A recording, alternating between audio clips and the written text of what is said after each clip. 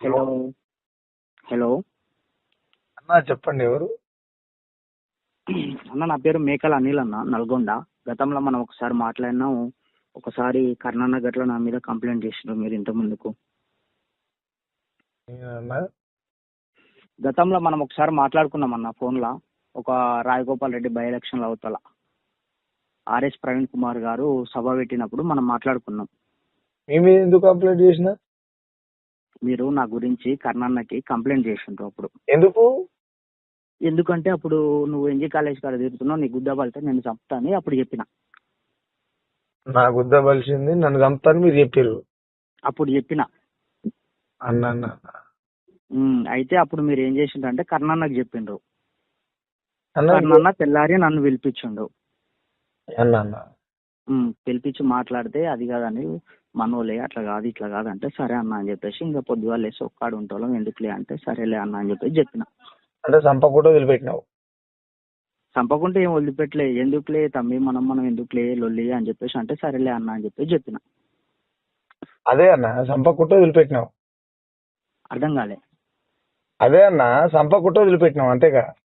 నిన్ను చంపకుండా వదిలిపెట్టుడు అంటే నువ్వు ఏడుంటావు నాకు తెలియదు అన్న. నేనెందుకు చంపుతా, ఏం చేస్తా? మీరు దొరికించుకోవాలనుకుంటే పెద్ద పని అన్నాడు. మీరు ఫైల్ మానలు, నేను ఎంత చెప్పానో దొరికేది. అన్న చెప్పండి అన్న.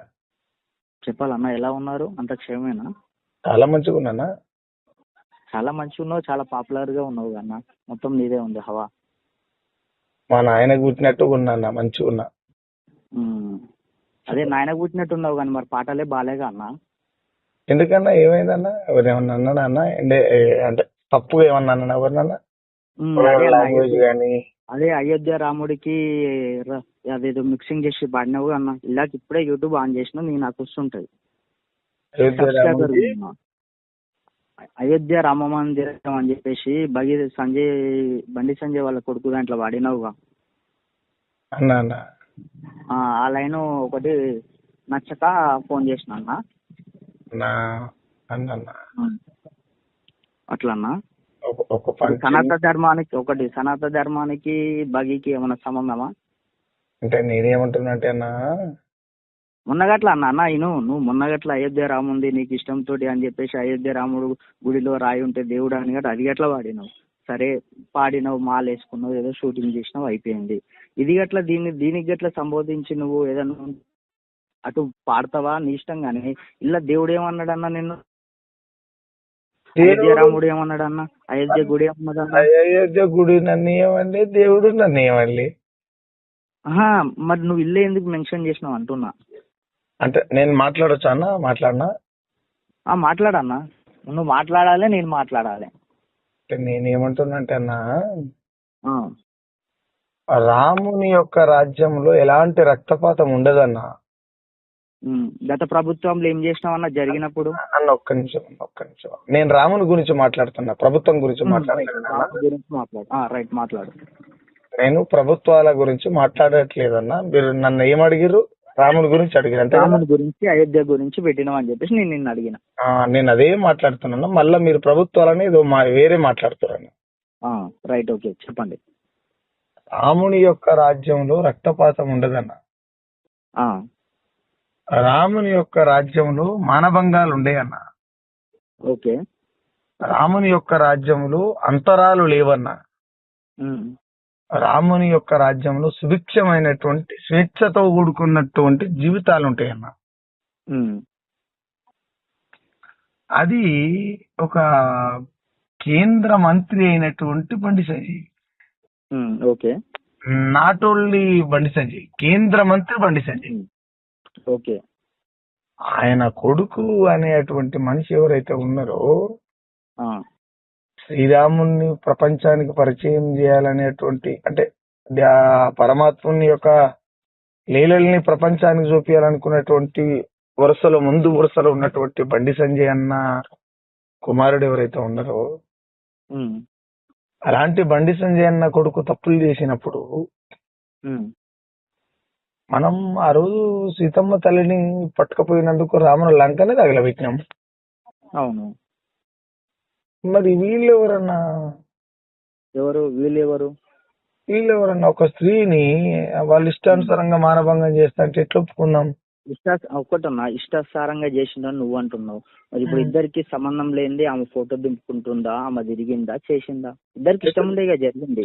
అయితే ఒక్క విషయం ఏమంటే అన్న, లా ప్రకారం అరే నేను పెద్దగా ఏం చదువుకోలే గానీ నాకు తెలిసిన మేరకు చెప్తున్నా. ఒకటి, నువ్వు చదువుకున్నావా చదువుకోలేవా, నువ్వు మేధావిగా, నువ్వు నాలెడ్జ్ ఉన్నవా తెలుసు, నీ కాడ సబ్జెక్ట్ ఉంటది, నీ కాడ వ్యవహారం ఉంటది. అంత పెద్దగా నాకేం తెలియదు కానీ నేను ఒక మాట ఏం చెప్తా అంటే అన్న, నేను ఏమంటున్నానంటే సొంత చేసుకున్న భార్య అయినా కూడా ఇష్టం లేని ముట్టుకునేటువంటి పరిస్థితి లేనటువంటి చట్టాలు ఉన్నాయన్న. అవునన్నా, బిఎస్ఎన్ఎల్ ప్రకారం చట్టాలు ఉన్నాయి. అది ఏ ప్రకారం చట్టాలు ఉన్నాయని మాత్రం రాజ్యాంగంలో గతంలో ఉన్నాయి, ఇప్పుడు గట్ల సెక్షన్లు ఉన్నాయి. అయితే నేనేమంటున్నా అంటే అన్న, సరే వాళ్ళకి ఇద్దరికి ఇష్టం ఉన్నదా లేదా విషయాన్ని పక్కన పెడితే కట్ చేస్తే అమ్మాయి మైనర్. ఓకే కదన్నా? నేనేమంటున్నా అంటే మరి ఏదేమైనా మనం ధర్మం కోసం పనిచేయాల్సినటువంటి అవసరం ఉంది దేశ పౌరులుగా. ఆ ధర్మం కోసం పనిచేస్తున్నటువంటి సందర్భంలో ఇలాంటి అధర్మాలు జరిగినప్పుడు మనం స్పందించకపోతే ధర్మం అధర్మం అయిపోతుంది. అందులో భాగంగా మనం చెప్పడమే తప్ప మనకు సపరేట్ గా దాని మీద మనకేదో ఇంట్రెస్ట్ లేకపోతే మనకేదో పనిపాటు లేకుండా దాని మీద రాసుకుంటా కూర్చునే ఇంట్రెస్ట్ కూడా మనకి లేదన్నా. అంటే ఇప్పుడు కేవలం బండి సంజయ్ ఒక కేంద్ర మంత్రి కాబట్టి వాళ్ళ కొడుకు ఇలా తప్పు చేసిండు కాబట్టి రాసినంటావు అన్న. బండి సంజయ్ అనేది పర్సన్ కాదన్న, ఇక్కడ కేంద్ర మంత్రి అన్న. నేను అదే అంటున్నా, కేంద్ర మంత్రి కాబట్టి వాళ్ళ కొడుకు కాబట్టి రాసినావు అంటున్నా. అంటే నేను ఇంకోటి, ప్రియాంక రెడ్డి ఉందా, ఐడియా ఉందా అన్న మీకు? అన్నా ప్రియాంక రెడ్డి ఐడియా ఉందా? ఐడియా ఉందన్న. సంబంధం లేని 3 పిల్లల్ని ఎన్కౌంటర్ చేసింది, ఐడియా ఉందన్న? ఆ కేసు గురించి ఏమైనా ఐడియా ఉందా? ఐడియా ఉందన్న.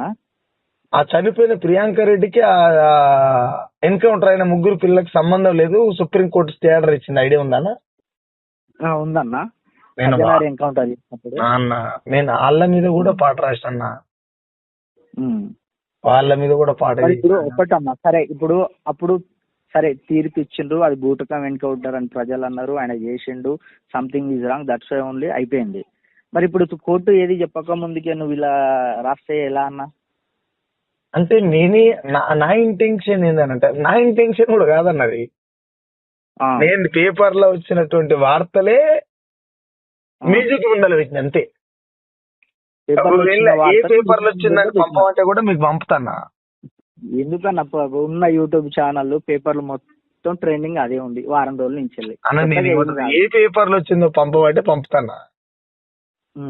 నేను కొత్తగా రాస్తాను, నాకు పెద్దగా ఏం చదివేం రాదు, నేను పెద్ద ఇంటెలిజెన్స్ ఏం కాదు. నేనేమంటున్నట్టే అన్న, నాకు పెద్ద దాని మీద పెద్ద అవగాహన ఏం లేదు, కానీ నాకున్నటువంటి అంశం ఏంటంటే, నేను అమ్మాయిల లంకనే తగలబెట్టినాము, మరి వీళ్ళేందు హిందూ ధర్మాన్ని ఆగం చేస్తున్నారు అనేటువంటి కాన్సెప్ట్ తప్ప. అంటే ఇప్పుడు నీ కాన్సెప్ట్ నేను చెప్పేది నువ్వు సుఖరామ నర్సమ్మ చెప్పేది అయ్యాలనే లంక తగలబెట్టినావు, ఇవాళ వీళ్ళని తగలబెట్టలేనని అంటున్నావు పాటతోటి. అంటే నేనేమంటున్నా అంటే, నీ ఇంటెన్షన్ ఉంటే చెప్పు, దాన్ని కలుద్దాం, మాట్లాడదాం. అయితే నేనేమంటున్నా అంటే, నా ఇంటెన్షన్ ఏం తెలుసా, ఆ రోజు లంకనే తగలబెట్టినటువంటి బలం ఉన్నది, తప్పు చేసిన వాళ్ళని పట్టుకునేటువంటి సత్తా ఈ చట్టాలకు లేదా అనేది నా ఇంటెన్షన్ అన్న. మరి ఇప్పుడు ఆల్రెడీ పోలీసు వాళ్ళు సర్చింగ్ లో ఉన్నారు, రేవంత్ రెడ్డి గారు హామీ ఇచ్చిన అని చెప్పేసిండు, సర్చింగ్ చేస్తున్నామన్నారు, బృందాలు గట్లా పంపించినట్టు. మరి పోలీసు వాళ్ళ దగ్గర ఉంటుందా లేకపోతే గవర్నమెంట్ దగ్గర ఉంటుందా?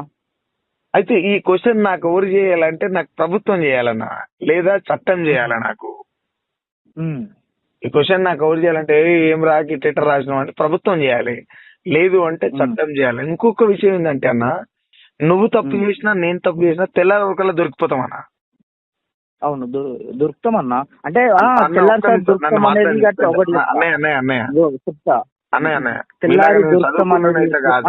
నేనేమంటున్నా, ఇంకొకటి చెప్పనా, నీ తెలివి కింద నాకు జీరో నాలెడ్జ్ ఉన్న అన్న, వాసన నేను ఎట్లా ఒక్క విషయం చెప్తానా బట్ ఏంటంటే నేను ఒక మాట చెప్తా, తెల్లారితే దొరుకుతాం అనేది మన మైండ్ సెట్ ని బట్టి, మనం ఉపయోగించే దాన్ని బట్టి, మన నాలెడ్జ్ ని బట్టి ఉంటది. కొంతమంది ఎట్లుంటారంటే తెల్లారి నేను మంది గురించి దొరకకుండా మాట్లాడతలేనన్నా, నేను మంది గురించి మాట్లాడతలేను, వ్యక్తుల గురించి మాట్లాడతలేనన్నా, వ్యవస్థ గురించి మాట్లాడుతున్నా. మీరు వ్యక్తుల గురించి మాట్లాడుతాను చేసిరా, వ్యవస్థ గురించి మాట్లాడుతాను చేసిరా? గురించి మాట్లాడటానికే చేసిన నేను అన్నా. నీతోటి మాట్లాడటానికే నేను చేసిన. వ్యవస్థతో మాట్లాడతారా, వ్యక్తి గురించా? నీ గురించే. నా గురించా అన్న? నీతోటి మాట్లాడదామని నువ్వు ఆ పాట రాసిన దాని గురించే చేసిన నేను. వేరే ఇంకో కాన్సెప్ట్ ఏం లేదు నాకు. అన్న ఇప్పుడు ఏంది ఆ పాట రాయడం తప్పంటారా, ఏందన్న అర్థం కాలే. పాట రాయుడు తప్పంటే ఇప్పుడు పాట రాసుడు అనేది అది నీ స్టైలు, నీ నైజాము, నీకు జరిగింది, నువ్వు రాసినావు. కానీ ఇలా దేవుడు అయోధ్య ఎందుకు ఏమన్నాడు, ఈ ధర్మం ఎందుకు అంటున్నావు, మోడీ అమిత్ షా ఎందుకు వచ్చింది ఇళ్ళకి? ఇప్పుడు ఈ మోడీ అమిత్ షాకు బండి సంజయ్ కొడుకు బండి సంజయ్కి ఏం సంబంధం లేదన్న. మోడీకి బండి సంజయ్ కొడుకు సంబంధం ఉందా? మోడీకి బండి సంజయ్ కొడుకు సంబంధం ఉందా? వాళ్ళిద్దరికి దీనికి బండి సంజయ్కి సంబంధం లేదన్న. బండి సంజయ్కి సంబంధం అనేది కొడుకు, అది ఫ్యామిలీ, ఆయనకుంటే సంబంధం. ఒక్క నిమిషం అన్న, ఫ్యామిలీ అనేది ఎక్కడ ఉంటుంది తెలుసా అన్న? మన కుటుంబంలో మనం ఏమన్నా చేసుకుంటే అది ఓకే, కానీ జరిగింది అన్నా. ఒక్క నిమిషం అన్న, మన వల్ల ఇంకొకరికన్నా ప్రాబ్లం జరిగినప్పుడు అది సమాజంలోకి వస్తుందన్న. అంటే ఇప్పుడు ఒకటి వాళ్ళ ఇంట్రెస్ట్, వాళ్ళు వాస్తవానికి వాళ్ళు రిలేషన్ లో ఉన్నప్పుడు కలిసిండ్రు, తిరిగిండ్రు, దాని తర్వాత ఇబ్బంది జరిగింది. వాళ్ళు తిరిగినప్పుడు ఎవరన్నా అడిగిరా అన్న? ఎవరు అడగలేదు అన్న. ఎవరు అడగలేదు. మరి ఇప్పుడు అన్న, ఇప్పుడు ఒకటన్నా నేను చెప్తా. ఇప్పుడు ఫర్ ఎగ్జాంపుల్ నువ్వు ఇంకో బ్రదర్ ఇద్దరు కలిసి మంచిగా తిరుగుతారు అన్న. తిరిగినప్పుడు మంచిగా ఉంటది, నీ మీద ఆయన చెప్తారు, ఆయన మీద నేను చేస్తారు, అయిపోద్ది. ఎమ్మటున్న వాళ్ళ దోస్తులు ఏం చేస్తారంటే ఇద్దరు మంచి దోస్తులు, ఇద్దరు మధ్యలో ఎప్పుడు చిచ్చు కదా, మీ ఇద్దరు గొడవ అయినప్పుడు లేనిపోని చెప్పి అన్ని బయటపడుతుంటాయి. నీ గురించి నువ్వేం చేసేది, ఎక్కడ చేసేది అన్ని బయటపడుతుంటాయి. ఇది గది గట్ల గిట్లా జరిగింది. అది జరిగింది కాబట్టి ఇంత పెద్దగా అవుతుంది. ఒకవేళ ఫర్ ఎగ్జాంపుల్ బండి సంజయ్ కొడుకు కాకపోతే ఇంత పెద్ద ఇష్యూ చేస్తున్నా. Hello hello hello hello hello